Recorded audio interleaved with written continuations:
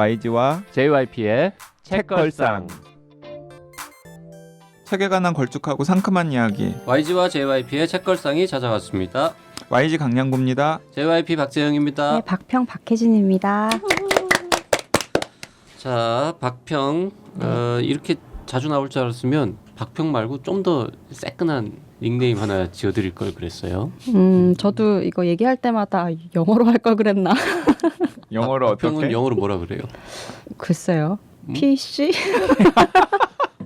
PC래. 크리틱? 크리틱 박 뭐 이런. 박? CP? CP라고 하죠. CP? 뭔가 발음이 조금. 하여튼 저 계속 이렇게 박평이라고 하는 네. 밋밋한 제목으로 부르려니까 근데 박평 괜찮아요. 네, 박평. 밋밋한 거 좋습니다. 박평. 그 혜진도 참 흔한 이름이죠. 흔한 이름이죠.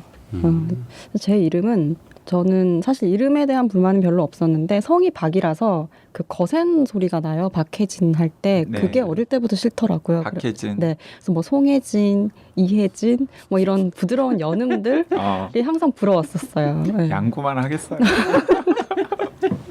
이게 지금 애청자분들이 그 YG에 익숙해서 제 이름을 잠시 모르실 텐데 제 이름이 강량구입니다. 강량구. 어렸을 때 얼마나 놀림을 많이 당했겠어요. 어렸을 때 그리고 또 제가 또 초등학교 다닐 때 영구가 한참 인기였어요. 그래가지고 제가 초등학교 1학년, 2학년 양구 때까지는 없다, 뭐 이런 네, 거. 1학년, 2학년 때까지는 별명이 강낭콩이었다가 강량구, 강낭콩 발음이 그때 수준 애들의 수준이 딱 그 정도인 거죠. 그러다가 이제 애들이 이제 미디어에 노출되기 시작하니까 영구를 안 다음부터는 이제 연결시키기 시작해서 이제 영구 그랬죠. 자, 박평 또 더 좋은 닉네임 생기면 나중에라도 뭐 바꿀 수는 있겠습니다만 이미 너무 많이 나와가지고 바꾸기도 그렇고. 근데 진짜 그 방금 웬 이름 얘기냐라고 애청자분들 궁금해하실 텐데 오늘 저희가 가지고 나온 책이랑 이름이 연결이 되죠. 네네네. 네, 그러니까 오늘 오랜만에 저희가 셋이 의기투합해서 우리 한국 소설 한번 읽고 해보자. 네. 최근에 나온 한국 소설 한번 읽고 해보자. 그래서 최근에 하여튼 평이 좋은 한국 소설이 하나 있는데 같이 읽을까 해가지고는 읽은 거죠. 네, 근데 읽은 지금 거죠. 셋 중에 누가 먼저 읽고 이거 해요라고 한 건 아니죠. 네. 네 맞습니다. 그죠? 아, 좀 그러니까 드문 케이스죠. 최근에 이제 약간 화제작 혹은 저거 재밌을 것 같아 하는 한국 소설들이 몇 편 나왔는데 그걸 좀 셋이서 같이 한번 읽어보자.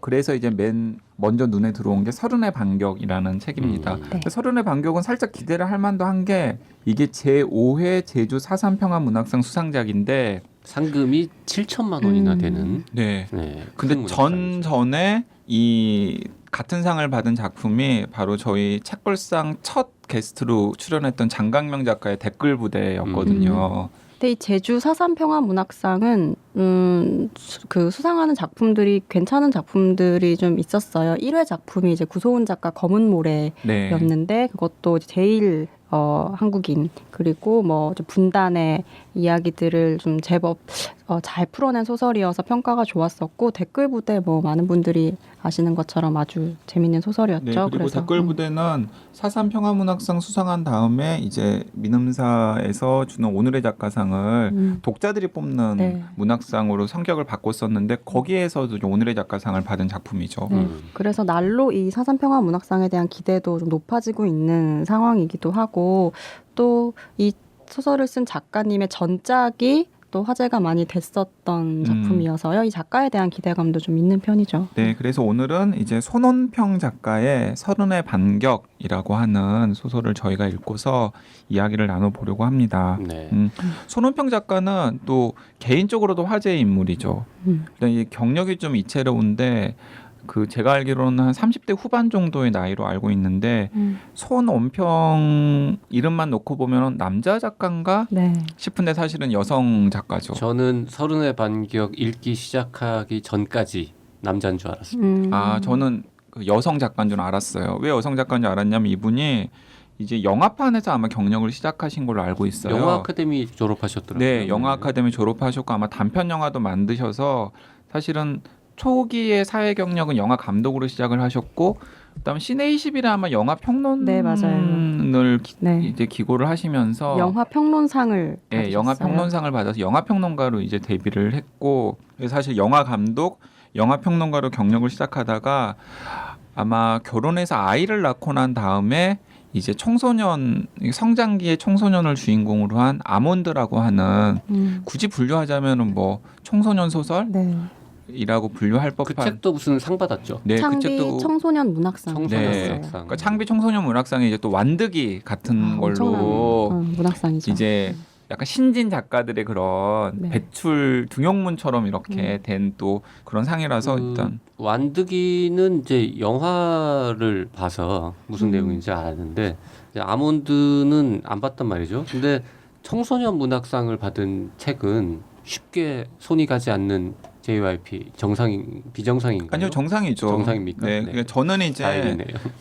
저는 워낙에 이제 그 영 어덜트 계열의 소설을 그냥 읽어보려고 하기 때문에 좋아하기 때문에 저는 이제 아몬드, 완득이도 다 소설로 저는 읽었어요. 전 청소년 때도 청소년 문학상 받은 책은 왠지 안 읽고 싶더라고요. 그러니까 저도 약간 그래요. 왜냐하면 자꾸 청소년 문학이라고 하는 장르로 딱 구획을 지어버리면서 좀 쓸데없는 청소년 문학이라는 게 과연 있나?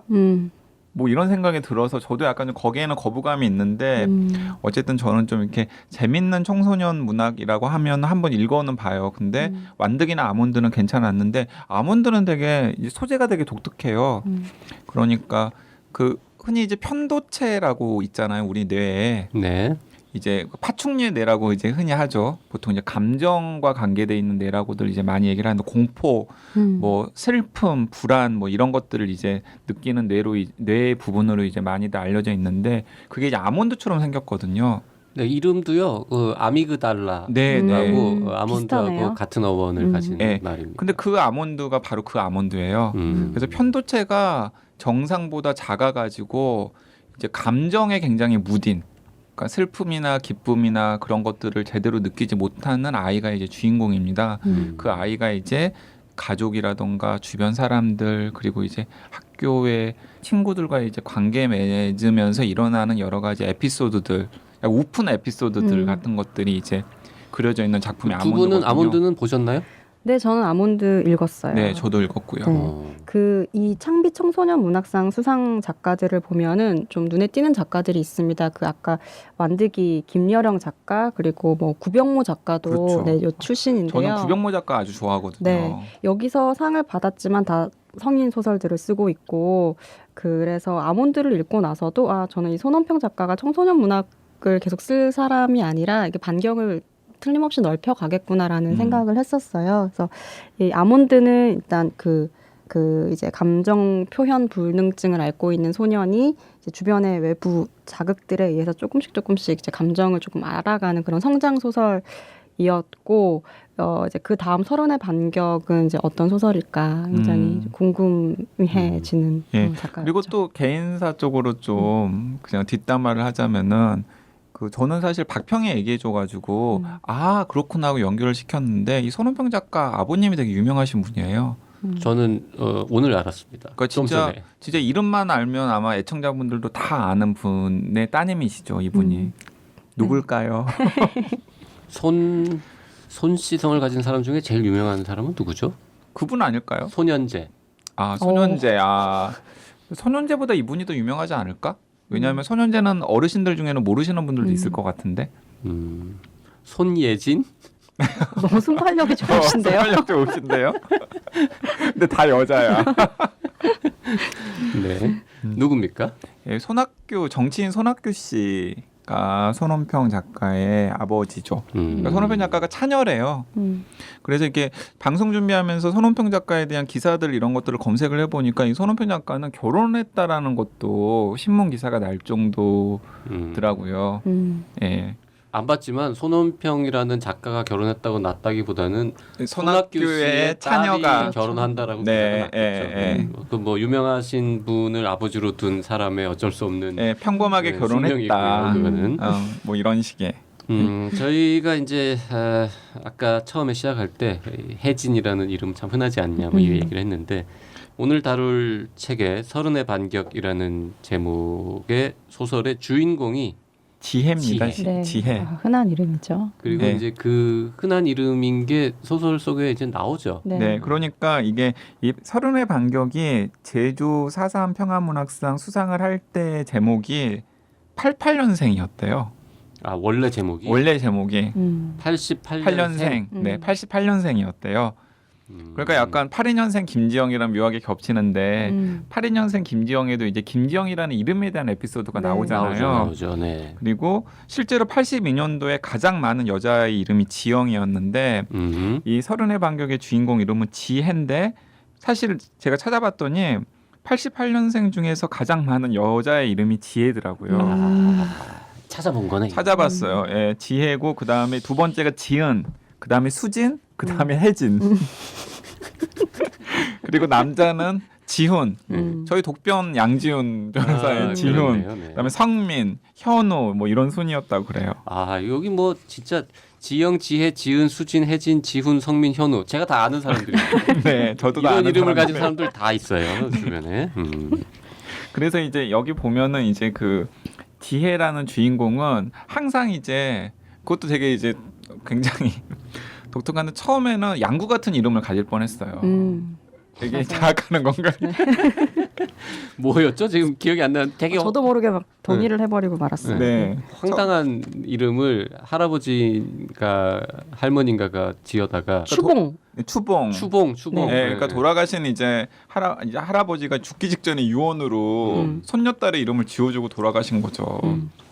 그 추봉이라는 그 황당한 이름 뭐 뜻도 되게 그럴 듯하지 않았어요? 할아버지가 그러니까 지어올 때는. 추봉이 이제 그 가을의 정점, 아 화려함의 극치. 그러면서 이제 이렇게 이런 얘기도 하는데 김추봉. 김추봉인데 그래서 이제 그 이제 지혜 씨의 어머니가 그런 이름을 나는 절대 딸일지 모르는 우리 애한테 지어줄 수 없다라고 얘기를 하니까 아버지가 고추봉보다는 낫지 않냐. 김치라서 다행이다. 네. 말이야 뭐야 말이야 이런 뭐야. 얘기를 합니다 아버지가. 네. 그러니까 진짜 그런 추봉 그러니까 양구 같은 저 양구도 이름 굉장히 뜻이 좋거든요. 무슨 뜻이에요? 밝을 향해 구할구 밝음을 구하라. 저희 네. 돌아가신 할아버지께서 이렇게 세상에 밝음을 구하는 사람이 되라고 지어주신 이름인데 네. 할아버지들이 정말 장명에 많은 역할을 하셨어요. 네 근데 어쨌든 그 양구 같은 추봉이라는 이름을 가질 네. 뻔하다가 추봉보다는 양구가 낫네요. 네. 강추봉. 그런가요? 강추봉.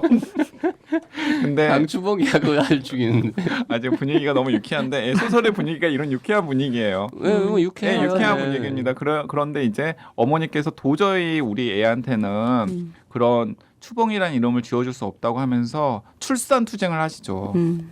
남편을 데려와서 이름을 내가 원하는 이름으로 바꿔서 짓게끔 하는 각서를 쓰지 않는 한은 나는 아이를 낳지 않겠다. 그래서 아이와 같이 차라리 죽겠다. 이렇게 얘기하죠. 나 몰래 출생 신고하러 가면 아기 데리고 도망갈 거니까 그렇게 알아라. 네, 완전 이렇게.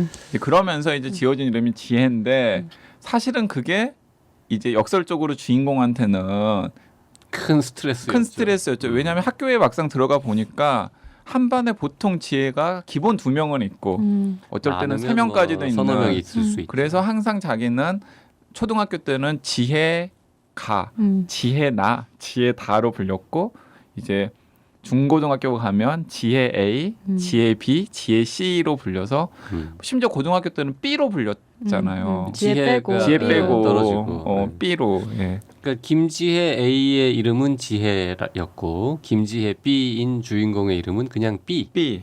야 B 네. 이렇게 불렀다는 거죠. B. 그리고 진짜 억울한 거는 특별히 작지도 않은데 같이 있는 지혜가 너무 큰 겁니다. 그래서 그 지혜는 큰 지혜고 저는 작은 지혜가 되는 거예요. 네. 뭐 이런 경우도 아니 그러고 보니까 그 저희 그 청년의사의 그 정신요구에 써니 이혜선 씨랑 네. 우리 또 책걸상에 또 혜니 이혜선 씨가 있잖아요. 네네. 근데 사실 써니 이혜선 씨가 과하게 커버리기 때문에 커서 작지 않은 혜니 이혜선 이혜선은, 씨가 네, 작은 혜니 작은 해선이 될 뻔했죠. 작은 혜선이 될 뻔했죠. 그런 거랑 비슷한 거죠. 그래서 제가 혜니라는 이름을 붙여줬잖아요. 작은 해선, 큰 해선보다는 써니 혜니가 더 좋지 않느냐. 네. 안 그래도 그 고마워야 되는 겁니다. 제가 알기로 혜니는 뭐 큰 불만 없는 걸로 알고 있습니다. 네. 그리고 좀 며칠 있다가 저희 다른 프로그램이지만 제가 하는 나는 의사다에 김현정이라는 피부과 선생님이 출연할 예정인데요. 네. 그날 출연진 아주 죽입니다. 왜요? 게스트는 김현정이고요. MC는 이혜선. 아, 가장 흔한 이름 현정이와 혜선이들이 같이 방송하는 뭐 그런 게 지금 준비되어 있기도 합니다. 책 얘기하죠. 이제. 네. 네. 그 서른의 반격에 지금 이 이름 에피소드가 이제 맨 처음에 나온 에피소드인데 이 묘하게 그 82년생 김지영도 이름 에피소드가 아마 처음에 나오죠. 네, 그렇죠. 네. 그래서 이제 저는 약간 상당히 겹쳤어요. 그래서 아마도 82년생 김지영이 올해 이렇게 뜨지 않았다면 어쩌면은 은행나무 출판사에서 그리고 손원평 작가가 88년생 지혜 혹은 88년생이라는 제목을 그대로 살렸을 수도 있었을 것 같아요. 음. 아마 그랬었을 것 같아요. 네네. 근데 그 집필하실 때 제목은 보통 사람이었더라고요. 보통 사람. 저는 개인적으로는 그 1988년생보다는 그 보통 사람이라는 게 보통 사랑 보통 사람. 사람. 네, 책 안 읽으셨어요? 보통 사람이라는 내용이 나와요 책에? 시작하자마자 시작하자마자 나옵니다. 나오는데 노태우 그게 전 대통령이- 제목이라는 얘기는 안 나오잖아요. 아, 그렇죠. 응. 네, 집필 당시에는 그 보통 사람이라고 이제 파일명을 아, 이제 만들어 놓고 아니 그 맨 뒤에 네. 작가의 말에 나옵니다. 아 그래요? 네. 원래 제목이 보통 사람이었다고? 네, 네. 작가의 말은 안 읽었나 보네요. 고성이 오갔네요, 잠시.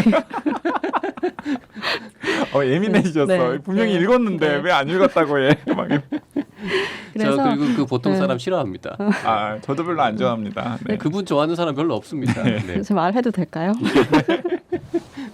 근데 그 보통 사람이라는 게 그 소설 전체 컨셉과는 잘 어울리는 제목이었어요. 여기서도 아주 평범하게 좀 부당한 일들도 많이 당하고, 근데 그럴 때마다 나서서 뭐 자기 의사를 이렇게 확실하게 얘기하지는 않는 성격의 이제 지혜 씨가 등장하는 거죠. 그리고 이 지혜 씨의 직업은 이제 비정규직 인턴입니다. 네. 네. 그러니까 이제 대기업에서 약간 생색내기로 만든 문화센터의 인턴인데 이제 말이 대기업 문화센터의 인턴이면 그럴듯해 보이지만 사실은 책상 정리하고 복사하고 그리고 이제 정규직들이 하기 싫어하는 굳은 일 예를 들면 뭐 좀 진상 강사가 놓고 간 아이폰 갖다 주기 뭐 이런 것들 네.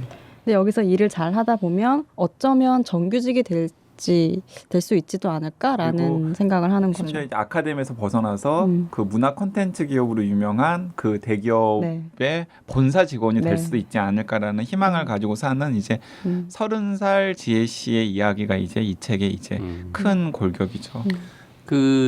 이 지혜 씨가 일하는 회사가 이제 DM 아카데미인가 뭐 네. 이 디아망이라는 본사 거. 이름인데 이 DM이라는 이름이 여러 번 나오는데 전 읽으면서 계속 CJ가 떠올랐는데 맞아요. 저도 그랬어요. 저도 그렇죠? 그랬어요. 남들도 그런 거죠. 네. 하여튼 문화 컨텐츠로 큰 회사가 있고 그 회사에서 만들어 놓은 백화점 문화센터보다 약간 우아한 일반 시민 대중 교육기관.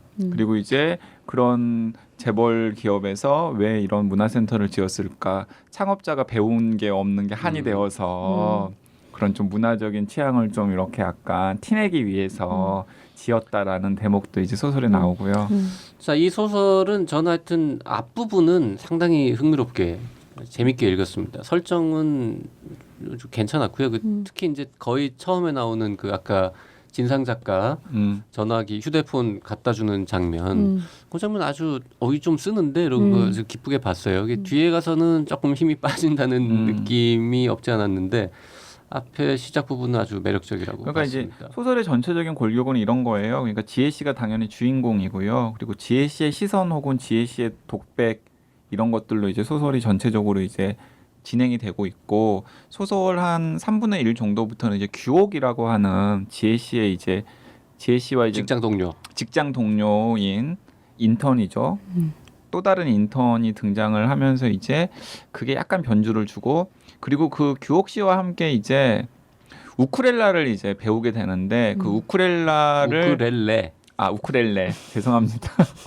우쿨렐레를 배워보지 않아서 우쿨렐레를 모르시죠? 배워보지 않아서 어떻게 생겼는지는 알죠? 어떻게 생겼는지는 알죠. 그 치는 거 제가 본 적이 있기 때문에 네, 우쿨렐레를 이제 청강을 하다가 그 우쿨렐레를 배우는 분들 중에서 이제 루저 몇 분과 이제 약간 모임을 결성하게 돼요. 네. 그러면서 이제 약간 과격한 실천은 아니지만은 소소한 반격들 하는 거죠. 그러니까 저는- 세상에 대한 분노를 뭐라 그럴까요? 아주 소극적인 방법으로 행동에 옮기면서 표출하는 네. 그런 작당을 하는 거죠. 그 네. 루저들이. 그리고 이제 그 규옥이라는 이제 새로운 그 인턴 친구가 이제 펌프질을 하죠. 네. 주동. 네, 주동을 하죠. 선동. 네, 주동을 하고 이제 처음에는 반신반의하면서 지혜 씨를 비롯한 그 우쿨렐레를 같이 배우는 이 루저 동료들이 주저주저하면서 따라가다가 몇 번 해보니까는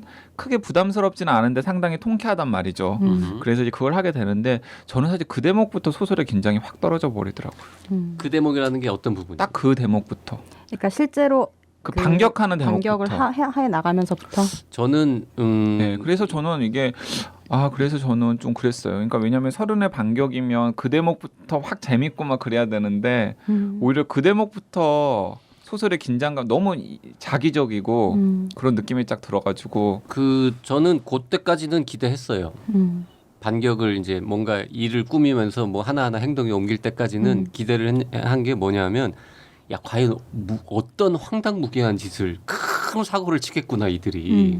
그래서 큰 사고를 쳐서 크게 망하거나 아니면 정말 크게 성공하거나 뭐 이렇게 진짜 큰 일을 벌이겠구나라는 기대를 갖고 끝까지 봤는데 너무 소소하죠. 네, 그런 일은 일어나지 않더라고요. 네. 그래서 이제 스포일러가 될까봐 이제 뒤에 자세한 얘기는 안 드리겠지만 하여튼 소소한 반격만 하고 흐지부지 되는 느낌이었어요. 그러니까 저는 이제 이런 느낌이었어요. 그러니까 작은 미니 시리즈 드라마를 보는 듯한 느낌인데 어쩔 수 없이 왜냐하면 저는 그래서 이 서른의 반격이라는 소설이 기존의 한국 소설과 차이점이 있다면 딱 그런 느낌인 것 같아요. 그러니까 마치 드라마를 보는 듯한 잘 쓰인 드라마 대본을 보는 듯한 느낌으로 소설을 읽을 수 있고 소설을 읽다 보면은 심지어는 어떤 배우를 주인공으로 해서 이런 장면이 등장하겠구나도 머리에 연상이 돼요. 그러니까 이제 그런 게 이제 기존의 한국 소설과는 좀 차이점이라는 생각이 드는데 문제는 뭐냐면 제가 보기에는 그런 되게 88만 원 세대 혹은 청춘의 아픔을 다룬 웰메이드 드라마들이 이미 상당히 많이 나와 있고 그런 드라마들에 약간 변주 같다는 느낌이 든다라는 거죠. 네. 그러니까 저도 좀 이 작품에서 익숙한 이미지들이 계속해서 나와요. 가령 뭐 구직 문제에 시달리는 청년들 이야기 그리고 약간 억울한 예를 들면 여기 그 우쿨렐레를 같이 배우는 사람들이 어떤 사람들이냐면 이 다 쓴 시나리오를 헐값에 넘기고 이제 자기 창작자로서의 권리들을 이렇게 박탈당한 사람도 있고 또 이제 국회의원이든 동업자에게 이제 사기를 당하고 자신감, 자존감 이런 것들을 완전히 잃어버린 아저씨들도 네. 있고 그리고 이제 뭐 그래서 아내한테도 좀 버림받고 네. 이제 자기 아이를 그냥 혼자서 그냥 이렇게 키우고 있는. 그러니까 말하자면 약간 오합지졸처럼 보이는 이 사람들의 그 가벼운 활극들 그리고 여기에 약간의 신데렐라 이야기도 조금 있어요. 근데 이제 이런 좀 전형적이고 좀 상투적인 설정들인데 무리하게 욕심을 내지 않고 이것들을 잘 정리를 해서 그 시대 감각에 좀 맞는 방식으로 쓴 것 같아요. 그러니까 지금 88년생들이 어떤 식으로 감각을 가지고 있느냐, 어떤 불편 부당함에 정의하는 데 있어서 어떤 거창한 뭐 의식이라든지 이런 것들을 추구하지 않고 그냥 계속 잽을 날리는 거. 근데 그게 재밌으면 되는 거, 재미가 있어야 돼요. 재밌고 즐거워야 되고 잽을 날려서 이게 어떤 방식의 큰 성과를 내는 건 아니지만 그게 시작인 건 분명하다는 거죠. 그래서 그런 정서들을 좀 보여주고 있고 거기에 좀 방점이 맞춰져 있는 소설이 아닌가라는 생각이 좀 들었어요. 저는 이제 뭐 재미있게 잘 읽었어요. 짧기도 하고요. 그리고 어차피 이게 뭐 어마어마한 대작을 목표로 해서 쓴 책은 아니기 때문에 잘 읽었는데 뭐라 그럴까요? 좀 이왕 이런 식으로 제목도 약간 서른의 반격 막 깜찍하잖아요. 표지도 그렇고 좀 약간 이제 유쾌한 뭐 이런 부분도 있는데 조금 더 좀 유쾌하든지. 그 좀 그 하여튼 행동에 옮기는 그 이벤트들이 한 2-3개 정도 좀 더 기발하고 더 좀 깜찍한 짓들을 몇 개 더 했으면 어땠을까? 그러니까 그런 저는 부분 아쉬움이 좀 저는 있어요. 이 서른의 반격이라는 소설을 보면서 방금 JYP가 지적한 딱 맥락에서 그 이제 오쿠다 히데오라고 하는 일본 작가가 있거든요. 이 우리나라에서는 공중분해 같은 작품으로 굉장히 유명한데 사실은 그 오쿠다 히데오라는 작가의 장기가 잘 드러나는 작품은 굉장히 리얼리스틱한 그런 작품들에서 잘 드러나요. 근데 그 오쿠다 히데오 작품 중에서 올림픽의 몸값이라고 하는 작품이 있어요.